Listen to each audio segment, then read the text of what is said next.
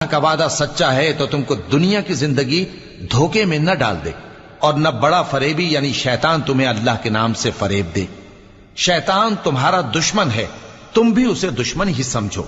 وہ اپنے پیروں کے گروہ کو بلاتا ہے تاکہ وہ دوزخ والوں میں ہو جائیں۔ جنہوں نے کفر کیا ان کے لیے سخت عذاب ہے، اور جو ایمان لائے اور عمل نیک کرتے رہے ان کے لیے بخشش اور بڑا ثواب ہے۔ بھلا جس شخص کو اس کے اعمال بد آراستہ کر کے دکھائے جائیں اور وہ ان کو عمدہ سمجھنے لگے تو کیا وہ نیکوکار آدمی جیسا ہو سکتا ہے؟ بے شک اللہ جس کو چاہتا ہے گمراہ رہنے دیتا ہے اور جس کو چاہتا ہے ہدایت دیتا ہے۔ تو ان لوگوں پر افسوس کر کر کے تمہارا دم نہ نکل جائے۔